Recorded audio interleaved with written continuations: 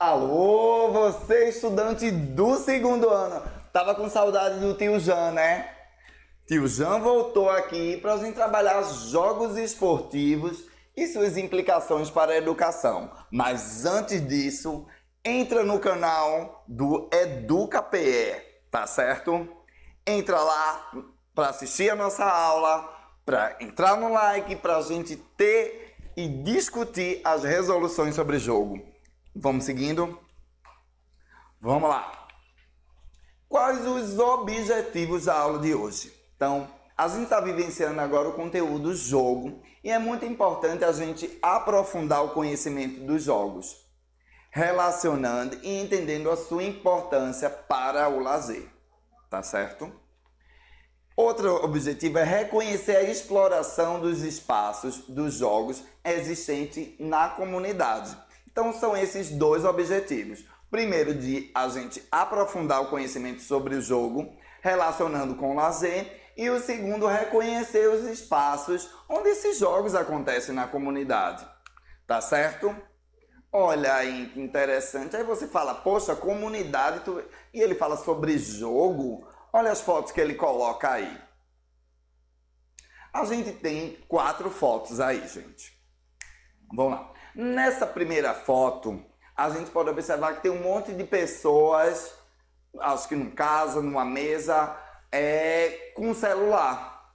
E aí eu estou trazendo a cultura digital, que agora nesse momento de pandemia está presente a todo instante com você, né?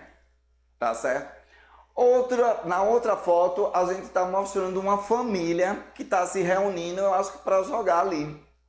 Então a gente tem um jogo de salão ali, eu acho que é um Ludo. Quem é que nunca jogou Ludo, hein?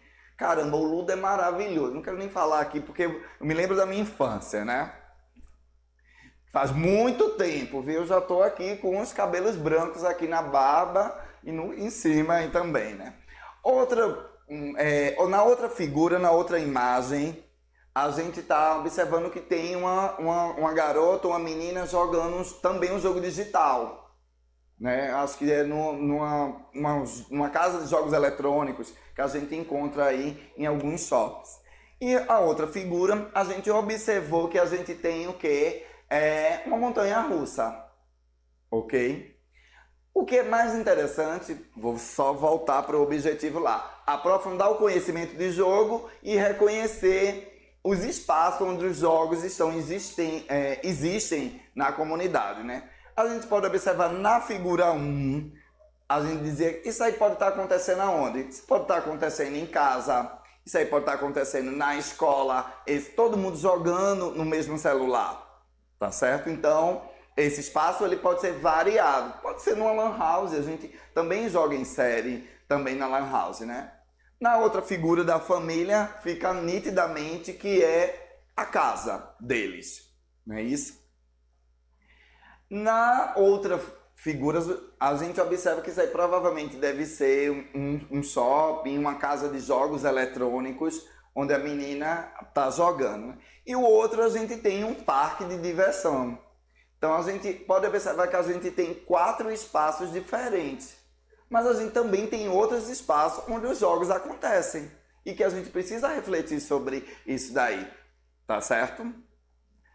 Daqui a pouco eu vou falar mais um pouquinho, mas vamos seguindo, né? As origens dessa questão do jogo, então, vamos lá. Na arqueologia, resiste a presença dos jogos na humanidade desde 2.600 anos antes de Cristo, fazendo deste uma parte da vida do homem, mesmo que de forma intuitiva. Então o homem ele tinha aquela coisa lá, aquele hominídeo, meio parecido com o macaco, de pegar uma pedrinha e jogava uma pedrinha. Aí ele, eita, caiu pertinho, aí ele ia lá e jogava uma pedrinha mais longe. Para ele, isso daí já era um jogo. Ou mesmo de correr e subir numa árvore.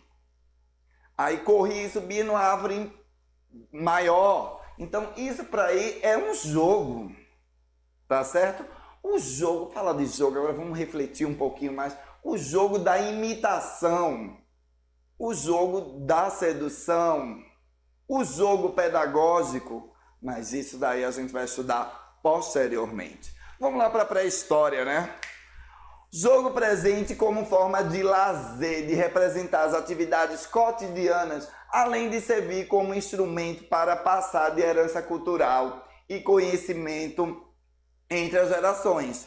Eu dei o exemplo do hominídeo, mas a gente tem também na pré-história a questão da fundição do metal. Para ele era um jogo, brincar, apesar muito confundida essa função de jogo e trabalho e lazer e labor, não é isso? Mas também a gente tem a questão de jogar, de brincar, de nadar de uma margem para outra do rio. E que isso foi passado de herança para herança, tá certo? De geração em geração. A gente tem muito essa questão do jogo, ele é bem interessante nas comunidades indígenas. Tanto que a gente tem os jogos indígenas, onde ele perpetua as tradições que vai se passando de geração em geração. Então, eu acho que a gente já falou isso aí até quando a gente foi falar sobre a questão de luta, a gente deu vários exemplos aí. A Idade Média, ela é frutífera, ela é próspera. Aí, poxa, você vai dizer, poxa, não era chamada a Idade das Trevas? Mas aí, vamos lá, jogos proibidos pela igreja, de serem praticados na escola, no ambiente, nas ruas. Tudo que é proibido, a gente arquiteta, a gente desenvolve estratégias para a gente tentar burlar. Não era proibido na igreja, mas eu fazia em casa, eu fazia no castelo. O Ludus, que estava presente daí, é bem interessante quando eu digo Ludus, onde tinha as lutas, que não deixava de ser um jogo também, naquele momento, também se era feito, né? Isso aí. Vamos dizer, o jogo que a gente diz, jogo clandestino, sobre a briga de galo. Então, a gente tinha isso daí, tá certo? No Renascimento, através da pedagogia moderna, que estava baseada na participação lúdica e afetiva do aluno, mostra-se a importância do jogo no processo de aprendizagem. Então, no Renascimento, já está dizendo, no Renascimento tudo renasce. E aí, você diz, poxa, é redundante, mas aí a gente pensa nas artes, a gente pensa na escola, a gente pensa na aprendizagem, mas também a gente pode pensar no jogo, no esporte, porque a partir daí começaram a ver outra função, outro status para o jogo, que é ele ser num processo educativo, ou seja, num processo onde a gente pode desenvolver a aprendizagem através do jogo. E aí a gente tem a origem aí de Luídig. Não vou me atrever a dizer esse nome aí não, tá? Primeiro filósofo acadêmico a criar uma definição para os jogos, como a criação do termo jogos de linguagens, considerando que o jogo não pode ser agrupado por uma única definição.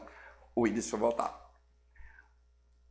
Mas por um conjunto de definições que compartilham características entre si.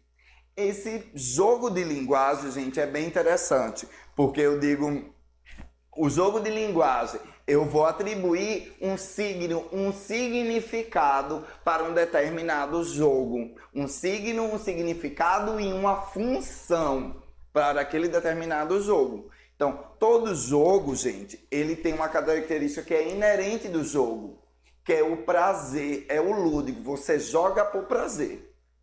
Você joga porque você quer deixar todos os seus outros afazeres e quer vivenciar o jogo. E aí quando ele diz esse jogo de linguagem, a gente atribui outras funções para esse daí. Então a gente tem jogos de linguagens, os jogos de imitação, não deixa de ser uma linguagem. Mas aí eu posso desenvolver esses jogos de linguagem, esses jogos de imitação, para quê? Para uma determinada função que é o teatro, ou seja, para socialização. Então, esse jogo de linguagem. O jogo de linguagem da sedução, aquele jogo que você faz de olhar, de paquerar, do flertar, que não deixa de ser um jogo com uma linguagem diferenciada, mas é para uma determinada causa. E aí, como a gente está trabalhando na educação física, a gente vai trazer esse jogo de linguagem com uma função, seja ela pedagógica, seja ela competitiva, seja ela cooperativa, ou seja ela com uma função social, ok? Na atualidade, o jogo apresenta várias funções: instrumento educativo, meio de lazer, meio de expressar sentimentos e emoções e etc. Foi isso que eu acabei de falar, tá certo? Vamos seguindo? As características do jogo. E aí você tem um envolvimento emocional, a espontaneidade e a criatividade. Quando eu digo envolvimento emocional, não tem ninguém, aquela pessoa que você não jogue por prazer, por gostar. Aí eu digo, poxa, vê o quanto ele diz esse envolvimento emocional, essa espontaneidade. Aquela história, né? Vou jogar bola na rua, mas a bola é minha. Eu começo a perder. O que é que eu faço? Pego a bola, vamos embora. A bola é minha? Pronto. Isso é o envolvimento emocional, a espontaneidade e a criatividade. Quem é que nunca fez isso? Então estou jogando dominó, perdi, só faço perder. Eu vou me embora, minha gente. Aí eu tenho que levar o dominó. A gente utiliza muito isso. Criança, ele é muito espontâneo, muito verdadeiro nessa vivência do jogo, né? A limitação de tempo. E isso daí é uma das características do jogo. Ele existe um determinado tempo para aquilo acontecer. Um determinado tempo e um determinado espaço. Então, esse dinamismo e a possibilidade de repetição é muito importante. Eu vou jogar dominó hoje, mas eu posso jogar daqui a pouco, eu posso jogar amanhã, eu posso jogar no sábado, na próxima segunda-feira. Então, ele é muito dinâmico porque o jogo, ele é, vamos dizer, fácil. Ele é fácil, ele pode acontecer a qualquer momento, tá certo? O espaço limitado é uma das melhores características, essa daí. O jogo, ele precisa acontecer num determinado espaço. Então, se eu tenho futebol, eu tenho 2 áreas. Se eu tenho xadrez, eu tenho, vamos dizer assim, a tabela, né? Onde acontece o jogo, o tabuleiro. Se eu tenho o baralho, eu tenho que acontecer, precisa de um campo, seja ele a mesa, seja ele o chão. Então, esse espaço limitado precisa acontecer. Se eu tenho um pega-pega, eu sempre digo, vai ser dessa rua até a outra esquina. A bola de gude, então, é aquele quadrado onde a gente delimita esse espaço. Isso é uma das características formais, muito interessante. Outra característica é a existência de regras. Todo jogo possui regras que auxiliam no processo de interação social. Essas regras são aquilo que são determinadas para o convívio e para o acontecimento. É a quarta dimensão, está acontecendo no espaço, no tempo e sendo realizado agora o jogo. E a partir daí, dessas regras, eu preciso ter essa interação social. E aí você diz, se eu estou jogando com o computador, mas não existe a interação de você com o computador, existe outra pessoa lá, manobrando isso daí. Eu estou jogando ping-pong com a parede. Olha aí, eu estou com outra. No jogo sempre vai existir esses 2 campos, o jogador e o oponente. Seja ele presencial ou virtual. Você já parou para pensar sobre isso daí? Outra característica, estimulação da imaginação, da autoafirmação e da autonomia. Isso fica muito presente nos jogos da criança. A criança, quando ela os jogos imaginários que ela brinca, eu tenho papai, tenho mamãe, mas eu já tenho uma filhinha. Então ela começa a imaginar que a boneca é a filhinha. Então ela tem esse processo de estimulação, de criação. E aí quando a gente fala de autoafirmação, eu digo autoafirmação, o jogo ele propicia eu desenvolver as estratégias. E à medida que eu desenvolvo essas estratégias, eu me autoafirmo. Eu crio uma autonomia. Por quê? Porque se eu crio uma autonomia, eu vou começar também a fazer um julgamento sobre o outro. E se a minha equipe ganha, eu vou dizer, poxa, eu desenvolvi uma estratégia boa. Eu preciso melhorar ela para o próximo jogo para eu continuar ganhando. Ou se eu perdi, eu preciso entender aquela a minha estratégia e reavaliar. Tá certo? Gente, é importantíssima essas características do jogo, tá certo? No final da aula eu vou voltar sobre elas daí. Tem uma definição que é o bam do jogo, que é o Izinga. Eu acho importante você entender sobre essas definições. É uma reflexão muito mais aprofundada, mas você que é aluno do segundo ano, você que está se preparando para o Enem no próximo ano, você que está se preparando, já está fazendo por experiência, para o SSA 2, você precisa entender que o jogo é um dos conteúdos da educação física que mais cai, tá certo, no Enem. E ele é amplo. Você viu que a gente falando só das características, eu disse vários tipos de jogo. Eu falei de jogos populares, eu falei de jogos de tabuleiro, eu falei de jogos virtuais aqui, eu falei de jogos pessoais, relacionais. Então é importante falar da função da linguagem do jogo. Então essas características são importantíssimas para o jogo, tá certo? Mas vamos seguindo. Vamos refletir um pouco nisso daí, né? Foi o que eu estava falando, né? Tentar definir jogo não é uma tarefa fácil. Quando se pronuncia a palavra jogo, cada um pode entendê-la de um modo diferente.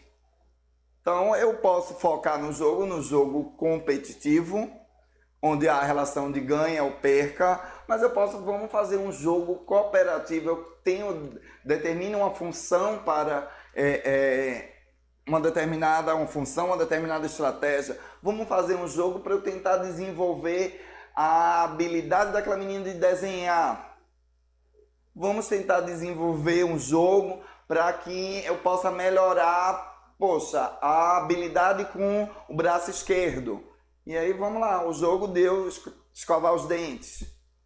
Então o jogo de eu pentear o cabelo com a mão esquerda. Eu estou desenvolvendo estratégia, eu estou fazendo um jogo para tentar desenvolver. São exercícios, são jogos, né? O jogo ele é um fenômeno constituído de atividades lúdicas, brincadeiras que envolvem pessoas, animais e que por sua vez podem nessa atividade interagir com objetos e com a natureza, segundo Bregolato. E aí vê que definição ampla e linda. Quando eu digo linda, é porque ela traz o lúdico, o jogo do prazer. Quem é que não tem um bichinho de estimação? Um cachorrinho que você pega uma bolinha, joga lá, ele vai e pega, traz para você. Interagir com objetos e com a natureza. Quem é que nunca, às vezes, você pegou aquela pedrinha, jogou lá na água e sai aquelas ondas concêntricas aí, a física. Deixa eu botar aqui. Né? Quem é que nunca, além de atividades de animais, andou a cavalo? É uma atividade, mas é um jogo que você corria um pouco, brincava com o cavalo. Com o gato, você fica aquele jogo de alisa ele aí para um pouquinho. Aí o gato vai lá e fica lá no seu pé. Então, você vai lá, alisa um pouquinho de novo. Com criança, a gente tem muito isso, de fazer esse joguinho com criança. Vai, coloca a mão em cima, depois tira, aí ela vai, pega a mão, faz cafuné. Olha a função de linguagem, a atividade da linguagem, o significado, o signo. Então vou lá, alisa a cabecinha e eu paro. Ela vai, pega a mão e coloca. Isso aí também é um jogo. Vê o quanto a definição do jogo ela é ampla e para a gente refletir sobre essa própria função do jogo. É muito importante, gente. Tá certo? Hoje, nessa aula, a gente viu várias funções sobre o jogo, né? Eles são muito parecidos com as brincadeiras que fazemos desde criança. Quando a gente fala isso aí, a gente bem que está se referindo, a gente está afunilando essa definição para um jogo que é os jogos populares, as brincadeiras populares, tá certo? Mas tem regras que devem ser respeitadas para que possam ocorrer. Isso é definição do jogo. São as características do jogo, que a gente vai voltar daqui a pouco para elas. Quando jogamos, podemos cooperar ou competir. São as duas categorias, jogos cooperativos de ajuda de estimulação para desenvolver uma estratégia ou competitivo, onde sempre vai haver um vencedor.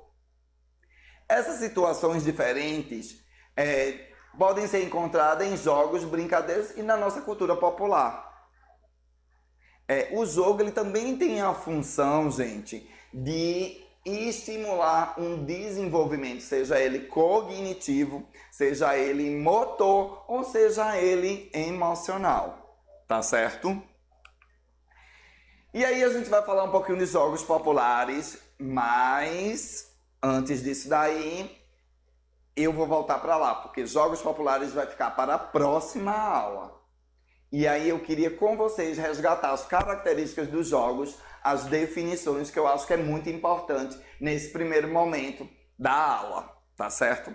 Então, na aula de hoje, gente, a gente viu quais eram os objetivos, que era justamente aprofundar o conhecimento de jogo e a importância dele para o lazer, e a gente reconhecer a exploração de espaços de jogos existentes na comunidade.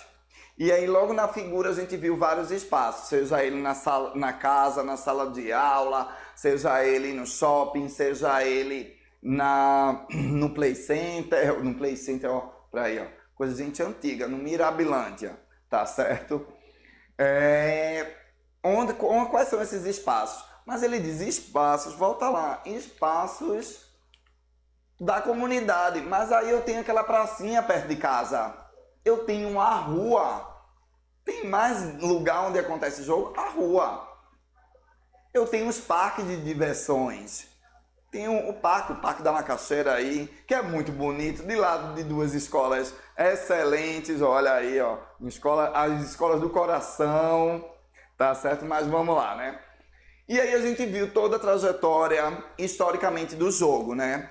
Que no início estava atrelado às atividades cotidianas. Então, principalmente na pré-história, as atividades cotidianas elas se confundiam muito com a questão do jogo, da dança, do significado de esporte só vem depois, tá certo? A gente viu que na Idade Média surgiram vários jogos e aí eu queria destacar um jogo fundamental, que é o jogo do xadrez. Gente, se vocês forem estudar a história, como é que surgiu o jogo de xadrez, ele reflete totalmente a Idade Média. Acho que eu falei até na aula anterior, tá certo?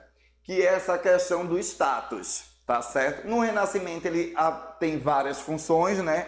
E aí ele traz os jogos de linguagens, agora, atualmente na modernidade, mas o mais importante na aula de hoje é a gente ter essas características dos jogos, que é o envolvimento emocional, a limitação de tempo, o espaço limitado, a existência de regras, a estimulação da imaginação, tá certo? O processo que a gente vai falar sobre a questão da interação social, de a gente ter sempre dois campos, a gente vai ter sempre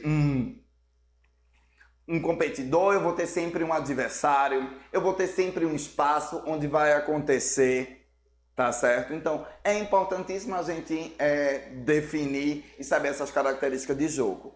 E para você aprofundar mais sobre isso daí, eu sugiro a você, estudante, dá uma olhadinha, coloca lá, modelo pendular. É um artigo aí que tem de Huizinga, que é importantíssimo para você estudar. Modelo pendular do jogo.